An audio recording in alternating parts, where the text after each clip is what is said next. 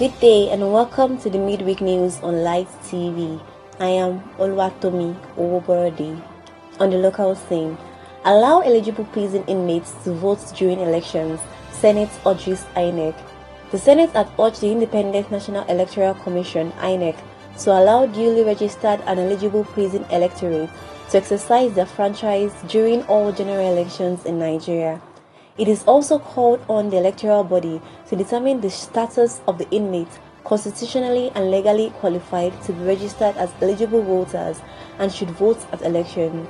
The Senate urged INEC, in collaboration with the Nigerian Correctional Service, to locate voting centers at custodial centers across the country to be used for voting. On the foreign scene, Russia proposes nationalizing foreign-owned factories that shut operations. A senior member of Russia's ruling party has proposed nationalizing foreign-owned factories that shut down operations in the country over what the Kremlin calls a special military operation in Ukraine. Several foreign companies, including Ford and Nike, have announced temporary shutdowns of stores and factories in Russia in order to put pressure on the Kremlin to stop its invasion of neighboring Ukraine and as their supply chains are disrupted. Finnish private-owned food companies Feza, Value and Pulig also announced closures in Russia. United Russia proposes nationalizing production plants of the companies that announced their exits and the closure of production in Russia during the special operation in Ukraine. Secretary of the United Russia Party's General Council, Audrey Toshak, said. On entertainment scene, P Square would shut down O2 Arena with or without new songs, Mr. P boasts. Peter Okoye of P Square says he and his twin brother Paul would shut down O2 Arena in London. Mr. P said this on his verified Twitter page on Tuesday. According to him, P Square will close down the O2 Arena whether they sing new songs or not. His tweet read, "We don't need to shut down O2, we're only going to close it down with or without new songs. Legend is legend." Ukrainian star actor Pasha killed days after joining Defense Force. Ukrainian star actor and TV host Pasha has died while defending his country from Russian troops.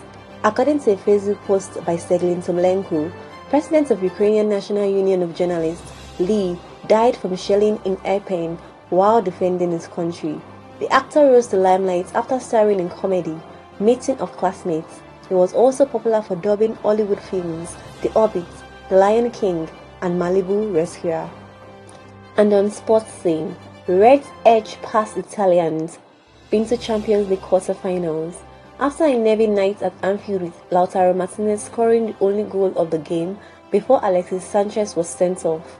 Having just seen his strike partner Lautaro Martinez drive the Italian team into a second leg lead with a superb goal on the hour, Sanchez was doubtless readying himself to be part of a late cavalry charge towards the Anfield Road end. One more Italian goal and this tie was heading for extra time. Novak Djokovic added to Indian-Wales draw, though organizers unclear if he can enter the US. Former world number 1 Novak Djokovic, who is unvaccinated, was deported from Australia earlier this year ahead of the Australian Open.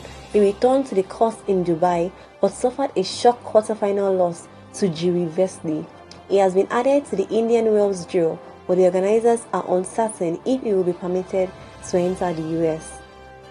That's it on the Midweek News on Light TV. Do follow us on social media at lightmedia.ng and subscribe to our YouTube channel at Light TV to stay connected for more trendy news updates. I am Oluwatomi Owoborodi, Light TV News.